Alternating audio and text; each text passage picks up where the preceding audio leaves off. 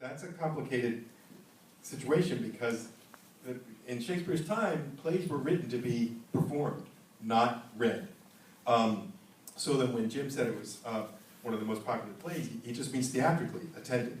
I mean, Shakespeare's plays were, when they were published, first of all, the author had no control over the publication of his or her own play, well, his mostly, his plays. Even the first folio came out in 1623, which is 7 years after Shakespeare's death in the couplets of 1616. And that was put together by people from his company.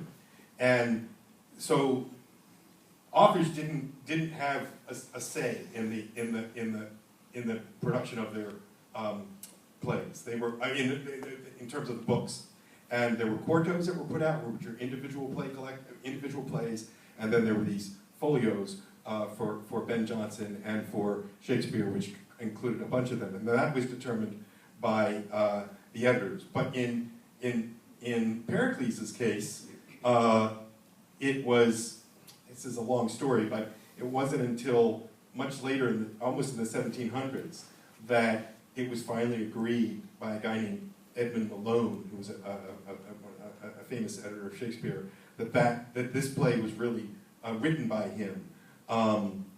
There was a lot, as Jim was saying earlier, the first two acts seemed to be written by George Wilkins, and so there was a lot of question of what he did. So even though the play itself was popular as theater, in a sense that has nothing to do with something was available in writing or not.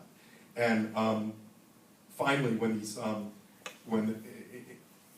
until, I mean, I think the third folio came out in the 1660s or something like that, which is, 50 years after he died, and that was the first time the play even appeared in print with his name connected to it. So,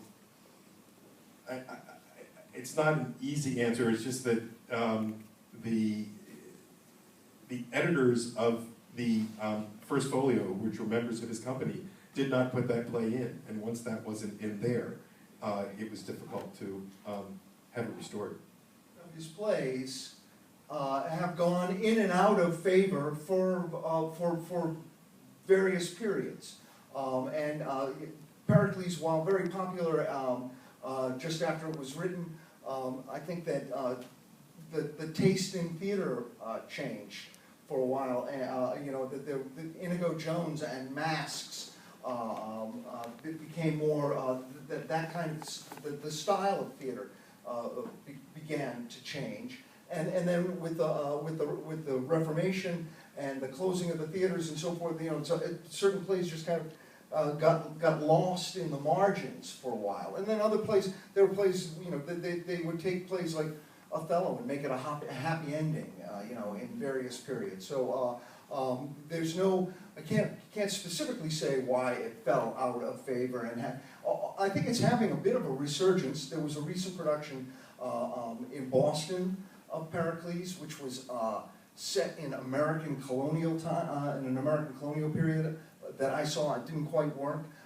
There was a production last year that I didn't see at the New Jersey Shakespeare Festival.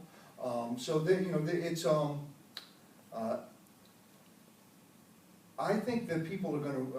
I think that this is going to be a popular play for Elm Shakespeare. I don't know why I have that feeling, but I think that there's something, in spite of the fact that there are some. I mean, the opening sequence of the play that Vlad was talking about only moments ago.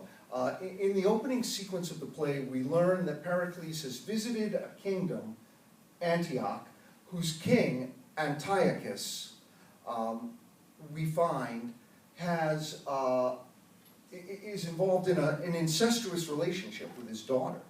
And anybody that's come to woo his daughter that finds out about this incestuous relationship then gets their head cut off. And it's mentioned in the text and has to show up on stage. And Vlad was showing you his very clever idea about making that alarming visual happen and then go away. So the themes of incest are uncomfortable to explore. Having said that, it's a real family show. There's a lot of things that almost, in some respects, almost Disney-esque. With the ships at storms at sea and pirates, almost Homeric, almost like the Odyssey in some respects. And so I think that this is going to be. I think we're on the verge of a new appreciation of this lost masterpiece.